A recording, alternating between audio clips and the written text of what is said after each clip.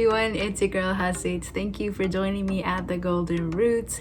If you are someone who loves to learn about the African continent, about the new developments, transitions, entrepreneurship, businesses, trade deals, and a bit of history, make sure to like and subscribe to this channel because you would not want to miss the videos or content that I have coming up for you guys. And if you like this video, please make sure to share it with your friends and loved ones and people who would be interested so that we can grow this beautiful community. So for today, I have an amazing video for you guys. We will be highlighting Empress Taytu Betul of Ethiopia. She is known as the warrior queen who defeated the Italian invaders at the Battle of Adwa, maintaining Ethiopia's independence. And may I say, if you have ever met any Ethiopian in your life, then you know they've mentioned this to you once or twice or a few times before, that Ethiopia is the one country that has never been colonized by European powers, and we wear that proudly. So make sure to stay tuned till the end of this video to learn a bit about her, her story, her contribution to the country, and some highlights outside of her contribution to the Battle of Adwa as well. So to begin with, the European colonization period during the 1880s was famously known as the Scramble of Africa. Some of the major players were Britain, France, Germany, Portugal, Spain, and Italy. And so during that time, European countries had forcefully and systematically colonized a lot of the African nations. And in doing so, or in similar fashion, Italy tried to form a relationship with Ethiopia.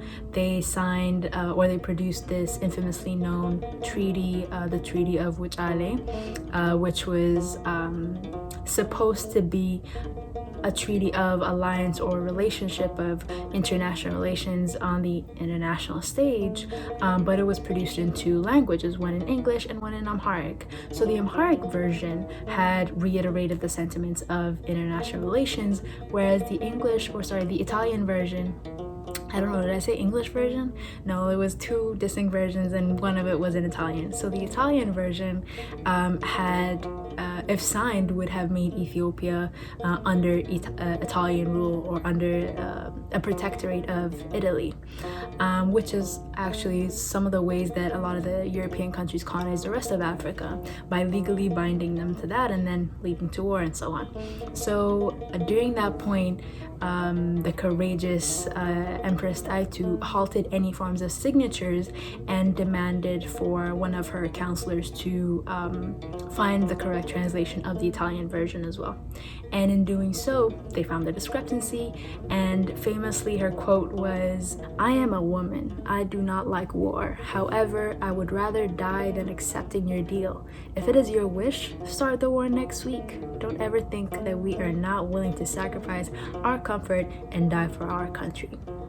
To which they met the Italians at the Battle of Adwa in northern part of Ethiopia in Tigray, and they defeated the Italians. And what Europeans called was, the Spectator commented, "The Italians have suffered a great disaster, greater than has ever occurred in modern times to white men in Africa." And photographs of Minilik and Empress Taytu were along a lot of newspaper lines calling her the warrior queen, and now her name is synonymous to that title. It is also important to mention that Empress Taytu fought in the front lines at this war. She had her own battalion. She had organized men and women to fight during this battle. Largely she had women, one as fighters but also as nurses to wounded soldiers. They also carried with them the tabut, which is a replica of the Ark of Covenant, a religious icon that symbolizes the sanctity of Ethiopia to the battlefield. And the Battle of Adwa holds its significance because it maintained our independence. Not only did it impact the country, but it impacted other African nations to fight for their independence. But the Battle of Adwa's significance also went across borders to the Americas as well, where freedom fighters such as Marcus Garvey or W.E.B. Du Bois, Bob Marley, and a lot of others drew inspiration from the African victory. Even the first Afro-Brazilian newspaper was named O Minilik, which was publishing Black pride and African identity within their magazines, along with other women, prominent women writers from the 1915 and 1916. So let's talk a little bit about the relationship between Emperor Minilik and his queen Taytu. They formed a phenomenal duo. Minilik never made any important decisions without her counsel, without her advice, which was significant for the time. They were equals. Historians also put it that she was very critical, she stood her ground, she was very assertive, but she was also very diplomatic and strategic in her ways in making decisions. So Taytu, Minilik was her fourth husband. She had no children, and she was also 4 years older than him, which usually does not, like, you really did not see that in those times.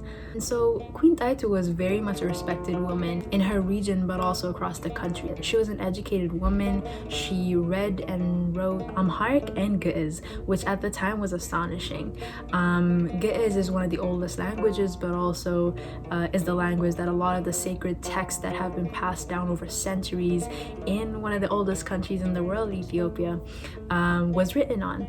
And that aspect of her skills is somewhat attributed to her stepfather. Her mother remarried after her Taytu's father, Betul died at the Battle of Aishad. He was also a warrior, so it clearly runs in their blood.